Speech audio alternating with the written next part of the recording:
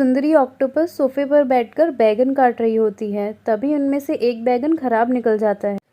आजकल सब्जियां कितनी महंगी आने लगी हैं और ये बैगन भी सड़ा हुआ निकला। एक काम करती हूँ, इसका आधा सड़ा हुआ भाग निकाल कर फेंक देती हूँ और आधा भाग रख लेती हूँ।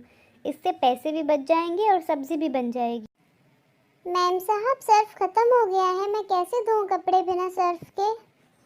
अरे टूना, मैंने तुझे कल ही तो नया पैकेट निकाल कर दिया था। इतनी जल्दी कैसे ख़त्म हो गया? लगता है तूने सारा सर्फ बहा दिया होगा। रुक, अब से तुझे सर्फ नाप कर दिया करूँगी। ये ले एक ढक्कन सर्फ, अब इसी से सारे कपड़े धो। अरे टूना, तूने चाय वाले बर्तन कहाँ रख दिए? उसमें अभी चाय की पत्ती बाकी थी। शाम में उससे और चाय बन जाती। क्या करा तूने उन बर्तनों का? मैम साहब, उसमें तो बहुत ही ज़रा सी पत्ती थी। मैंने सोचा सारे बर्तनों के साथ उसे भी साफ कर दूं। कान खोलकर सुन ले टूना, आगे से कोई भी काम मुझसे बिना पूछे तो नहीं करेगी बिल्कुल भी। अरे सुंदरी, लेट हो रहा है ऑफिस के लिए, जल्दी से मेरा टिफ़िन ले आओ। कहाँ है मेरा टिफ़िन? अभी जल्दी से टिफ़िन लगा देती हूँ जी। अरे ये क्या है? ये तो पड़ोस के दिए हुए कल के समोसे हैं। क्या तुम यही मुझे लंच में दोगी? अरे तो क्या हुआ जी, समोसे भी तो टेस्टी हैं और बासी हैं तो क्या हुआ, एक दिन के पैसे भी तो बचेंगे। तुम नहीं सुधरोगी सुंदरी। तभी किसी चीज़ की टूटने की आवाज़ आती है किचन से। अरे अब क्या तोड़ दिया तूने? अरे अरे मैम साहब, वो मेरी रानी बेटी से गलती से चाय पीते हुए कप टूट गया। अरे ये तेरी मुसीबत बेटी। अब एक काम कर, कल से इसे मेरे यहाँ बिल्कुल भी मत लाना।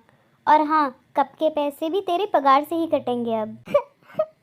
अरे मैम साहब, मैं बहुत गरीब हूँ। महीने की पगार से ही तो मेरा घर जैसे तैसे चलता है और मेरे बच्चों का पालन पोषण होता है। वो सब मैं बिल्कुल नहीं जानती, पैसे तो कट गए अब तेरी पगार से। टूना मछली अपनी बच्ची के साथ घर चली जाती है। किसी वजह से टूना मछली 2 दिन तक काम पर नहीं आ पाती। ये सब क्या है टूना, तुम 2 दिन से काम पर क्यों नहीं आई? मैम साहब, मेरी बेटी बीमार है। 2 दिन से बुखार नहीं उतरा। आज भी मैं काम पर नहीं आई हूँ, कुछ पैसे लेने आई हूँ।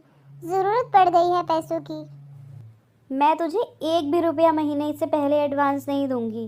तुम गरीब लोगों के साथ यही प्रॉब्लम है, कुछ भी होता है भिखारियों की तरह मुंह उठाकर चले आते हैं पैसे मांगने। इतने में सुंदरी की सहेली बबली का फ़ोन आता है। आजकल की नौकरानियों के भी बड़े ही भाव बढ़ गए हैं। जब देखो मासूम सा मुंह बनाकर पैसे ऐंठने चली आती हैं। कभी बेटा बीमार तो कभी बेटी, कभी ये तो कभी वो। आज तो मैंने अपनी नौकरानी को ही काम से ही निकाल दिया है। अच्छा, तेरी नज़र में कोई अच्छी नौकरानी होगी तो बताना। चल ठीक है, करती हूँ बात बाद में। जैसे ही सुंदरी पीछे देखती है, टूना वहीं खड़ी रो रही होती है। टूना, तू अभी तक यहीं खड़ी है? तूने सुना नहीं क्या? मैंने तुझे काम से निकाल दिया है। नहीं नहीं मालकिन, मुझ जैसी गरीब के साथ ऐसा मत करो। मैं कहाँ जाऊँगी? इतनी जल्दी मुझे कोई काम भी नहीं मिलेगा। मालकिन, अब से मैं एडवांस भी नहीं मांगूंगी। अच्छा अच्छा, चल मक्खन मत लगा, अब जाकर किचन में काम ख़त्म कर। और हाँ, जाते जाते ये नूडल्स ले जाइयो, तेरी वो रानी खा लेगी। टूना जब काम से वापस लौट रही थी तो साथ में सुंदरी के दिए हुए नूडल्स को भी साथ ले आती है। बेचारी टूना को पता नहीं होता कि ये नूडल्स 3 हफ्ते बासी हैं। टूना अपनी मासूम सी बेटी को वो नूडल्स खिला देती है। नूडल्स खाते ही रानी उल्टियाँ करने लगती हैं। माँ, मेरे पेट में कुछ हो रहा है। मेरी तबीयत ठीक नहीं लग रही है माँ। अरे रानी, मेरी बेटी, ये क्या हुआ तुझे? अचानक से तू उल्टियाँ कैसे करने लगी? चल, तुझे हॉस्पिटल ले चलती हूँ बेटा। टूना जल्दी से रानी को हॉस्पिटल ले जाती है। हॉस्पिटल ले जाने के बाद टूना को पता चलता है कि उसकी बेटी मर गई है। अरे बहन जी, आपने उसे क्या खिला दिया था? फूड पॉइजनिंग की वजह से उसकी मौत हो गई है। डॉक्टर साहब, मैंने तो बस उसे नूडल्स खिलाए थे। अच्छी खासी मेरी बच्ची खुशी खुशी नूडल्स खाए थे उसने।